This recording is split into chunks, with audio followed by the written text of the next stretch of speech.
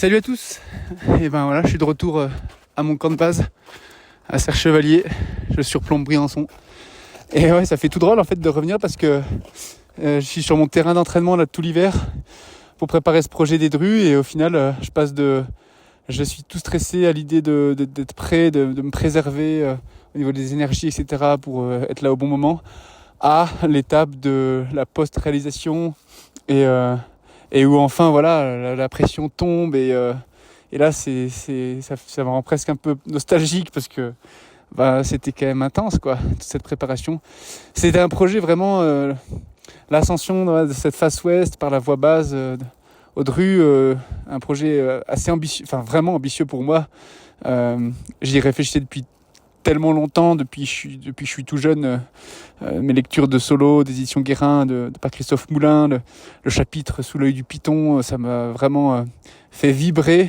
Et moi qui suis quelqu'un de très solitaire, c'est vrai que j'ai toujours eu à cœur d'un jour pouvoir m'exprimer de cette manière-là, sur une face nord, ou du moins qui prend peu le soleil, parce que pour le coup c'est ouest, mais en tout cas il y a beaucoup de longueurs finalement qui sont à l'ombre même si c'est ouest.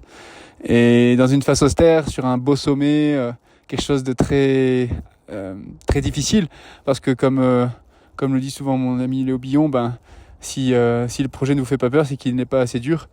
Et pour le coup, c'était largement à la hauteur de ce genre de citation. C'est quelque chose qui m'a vraiment hanté longtemps et fait rêver aussi. Je pensais y aller l'année dernière, puis finalement j'ai laissé tomber, puis je me suis accordé avec Léo justement, parce que honnêtement ça me faisait vraiment peur quoi, de me lancer là-dedans. Une entreprise aussi impressionnante, aussi ambitieuse pour l'alpiniste que je suis, même si j'ai beaucoup d'expérience, ça reste quelque chose... ça reste du coup pour l'instant le projet le plus difficile je pense que j'ai mené dans les Alpes à ce jour. Ouais, c'est quelque chose qui m'a permis, c'était prévu de vivre une forme de voyage initiatique, un chemin un petit peu qui m'amènerait à pouvoir répondre à certaines questions existentielles. J'ai pas mal un manque de confiance en moi, et la montagne a toujours été un fin médicament pour pallier à ce manque de confiance. Et je pense que voilà, pour moi, c'est toujours une force d'aller à l'affront un peu de mes peurs, de mes propres peurs, afin de pouvoir mieux me réaliser quoi, en tant qu'homme et en tant qu'alpiniste. Mais c'est vraiment pour moi c'était quelque chose de très important. Et ça me permet aussi de lutter un peu contre mon syndrome de l'imposteur que je ressens souvent et de me prouver que voilà, j'en suis capable, je suis capable de grimper ce genre de face. Alors ça m'amène à répondre à pourquoi cette face, pourquoi cette montagne. Déjà, historiquement, c'est quand même une face qui s'est éboulée en 2005, mais avant ça, il y a eu quand même des solos emblématiques, Bonatti, d'Estivelle, Bonatti en 55, il me semble. Puis il y a eu La Voix des Papas après, dans un tout autre style, et puis évidemment beaucoup plus moderne, les copains du GMHM 2021. Donc ça a toujours été une face quand même qui a attiré les alpinistes parce qu'elle est belle, elle est raide. Elle est encore plus raide après l'éboulement. Donc il y a un côté historique, ensuite un côté évidemment esthétique parce que on la voit depuis Chamonix, c'est un sommet qui a fière allure, c'est un sommet que j'ai fréquenté à de nombreuses reprises et je trouve le point de vue est incroyable sur le massif du Mont Blanc. Et puis après il y a aussi évidemment ce rapport à cette voie en elle-même qui a été ouverte par mon ami Léo Billon et ses compères, Seb Rattel, Jordi et Thomas. Et donc, vu que c'est mon compagnon de cordée, c'est celui avec lequel j'ai grandi, j'ai évolué en tant qu'alpiniste.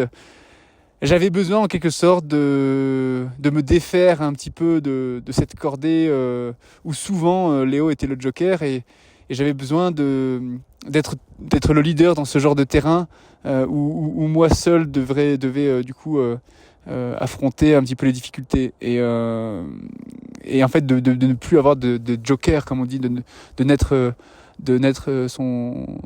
son propre joker quoi. Et ça c'est pas évident parce que il faut porter cette charge mentale qui est inhérente à une ascension en solitaire.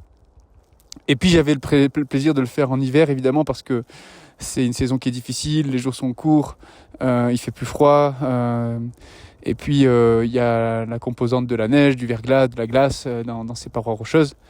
Tout ça faisait que voilà, pour moi c'était un projet très ambitieux, un projet que j'ai dû préparer méticuleusement depuis beaucoup de temps. Alors déjà j'y pense depuis beaucoup d'années, au moins 3 ans, et puis là après mon retour du Népal, du Janu, j'ai vraiment eu à cœur de monopoliser tout mon temps pour être à 100% prêt. Alors je ne l'ai pas été à 100% évidemment parce que la préparation était courte, mais j'ai fait appel à un coach d'escalade qui m'a fait faire une préparation sur mesure pour ce projet-là.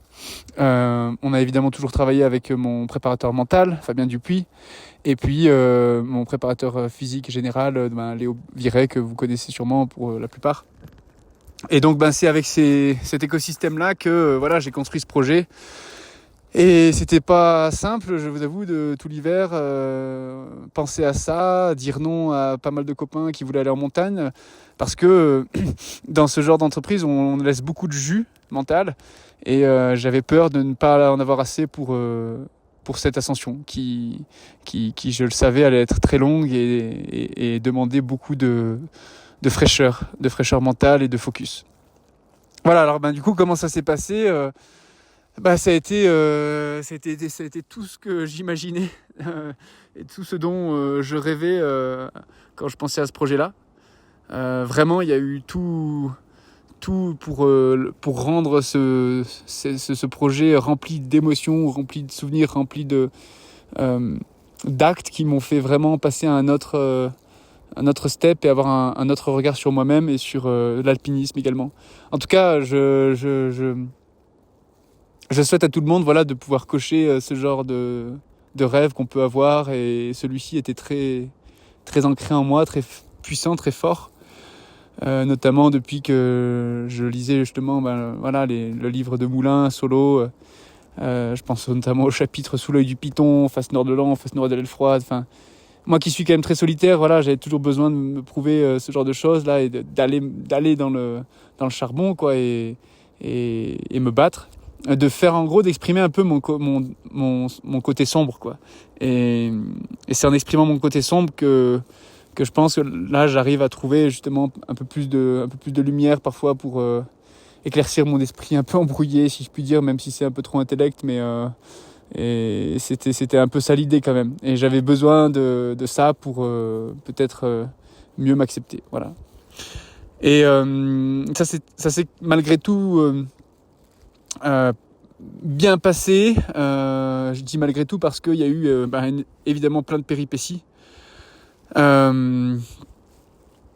a fallu gérer tellement de choses, une corde qui se tonche au premier jour, une dent qui se casse un petit peu au premier soir, du rocher vraiment instable, donc il a fallu presque que j'aille dans le massif du Mont Blanc pour me rendre compte ce que c'était que le mauvais rocher.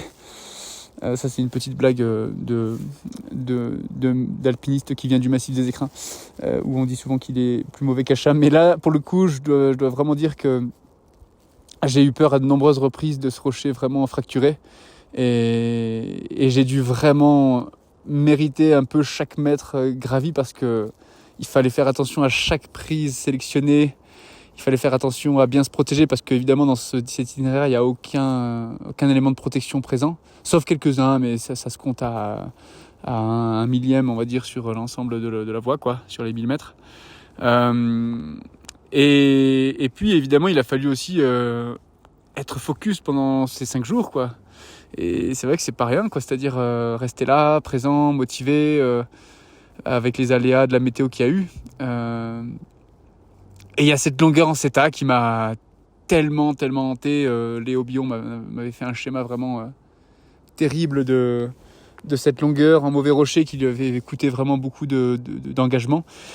Et au final, c'est ce qui m'a fait hésiter à aller dans cette voie l'année dernière, là encore cette année. J'y suis allé, coûte que coûte, je me suis dit, allez, essaye quoi, sans tenter, tu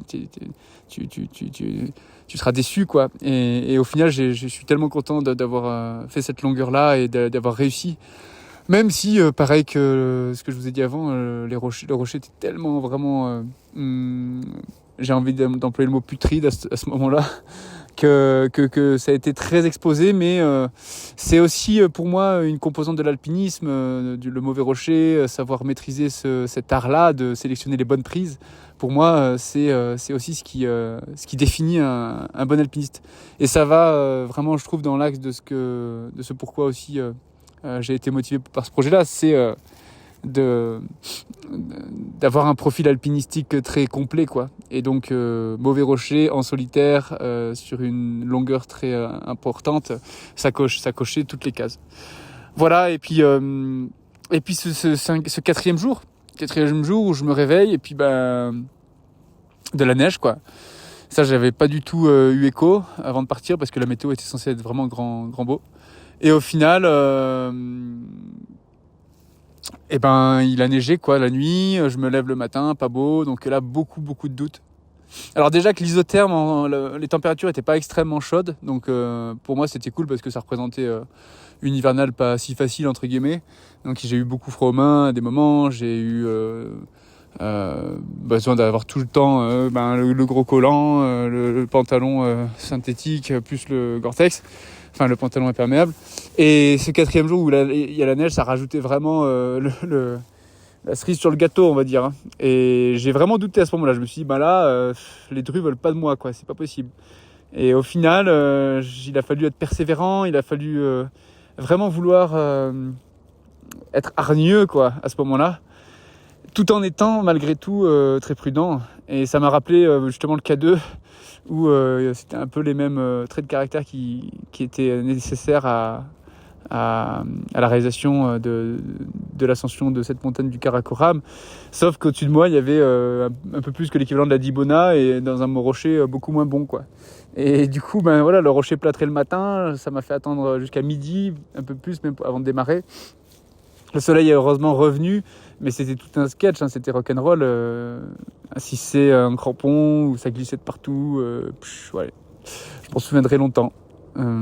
Puis après, ça s'est un peu amélioré, ça a séché beaucoup, et puis j'ai pu continuer vers le sommet, mais ça m'a demandé une nouvelle nuit là-haut, juste sous le sommet. Et même si au final j'aurais pu continuer un peu la tête dans le guidon, descendre de nuit, etc., j'ai eu plaisir, j'ai envie de dire, de prolonger cette aventure parce que j'en viens à l'idée de partager en fait le plus important, c'est-à-dire que pour moi c'était comme j'ai dit un voyage, et dans un voyage pour moi il y a longueur, lenteur, immersion, et ce dernier bivouac sous le sommet je me le suis offert en quelque sorte, et je pense que c'était super important parce que j'ai pu vraiment avoir une relation intime avec la montagne jusqu'au bout, et ce dernier bivouac a été un petit peu la conclusion d'une relation sur presque une semaine, et en fait mentalement sur même plusieurs années, hein. Mais là on était vraiment côte à côte longtemps, et elle m'a ouvert ses portes, puis elle me l'a refermé, puis finalement on a su à la fin trouver un consensus pour que je puisse monter tout doucement à son sommet. Et ce lever de soleil, je m'en souviendrai tout le temps parce que j'avais pas eu le privilège de la voir la veille à cause de cette neige, et donc de pouvoir me lever depuis cette plateforme toute petite et guetter les premiers rayons et les voir sur le Mont Blanc, la face est, et les Joras et tout le Grand Paradis et un bout du Valais, etc. C'était vraiment dingue, quoi. Et moi qui ai l'habitude d'aller vite, voilà, il y avait quelque chose de fort à ce moment-là, et en fait d'être seul comme ça, ça répondait aussi à cette volonté de ne pas vouloir avoir de distraction autre, comparativement à lorsqu'on est en cordée à deux et que on raconte des blagues, on discute, etc. Là, j'avais la connexion avec le téléphone évidemment, mais ça enlevait en rien toutes ces heures passées à brasser des cordes, à brasser du rocher, à grimper du mieux que je pouvais pour me hisser vers le haut, et où chaque mètre se mérite. Et donc voilà, c'était un rapport très particulier, quoi, avec cette montagne. Donc ce dernier bivouac, très bienvenu, et puis sorti le matin, c'était un moment vraiment, vous pouvez l'imaginer, quoi, rempli d'émotions, parce que c'est la concrétisation d'un grand rêve, quoi, d'un grand projet, et c'est pas tous les jours, quoi, que je pense qu'on réussit ça. J'ai eu beaucoup d'échecs dans ma vie d'alpiniste, et je sais à quel point ce genre de choses a de la valeur, notamment quand il peut se passer tellement de choses en jour de face, quoi. C'est assez classique de faire demi-tour pour X raisons, quoi. Donc voilà, il y aurait pu avoir des chutes de pierre, il y aurait pu avoir une chute tout court de moi, il y aurait pu avoir des problèmes techniques, il y aurait pu avoir davantage de neige qui m'empêche de passer, il y aurait pu avoir une faille mentale, une faille psychologique, bref, il y aurait pu avoir tellement de choses et ça n'a pas eu lieu, donc je me sens extrêmement privilégié, je me sens extrêmement heureux de pouvoir partager ça déjà avec tout le monde et puis de pouvoir surtout avant tout avoir cette aventure dans un tiroir au fond de mon cerveau et de me dire que voilà, c'est fait et c'est plus à faire parce que je crois que à mon avis c'est un one shoot ce genre de choses et c'est tellement difficile que c'est pas demain la veille que je vais le reproduire. Voilà, donc grand moment, grande chose, mais maintenant, il faut revenir à la vie normale, ratterrir dans la vallée de Serre-Chevalier, puis retrouver les plaisirs simples autour de la maison. Et puis, voilà, se replonger un peu dans les souvenirs riches et forts de cette ascension. Un petit grain de folie sur le granit de Chamonix, quoi. Allez, à la prochaine, ciao.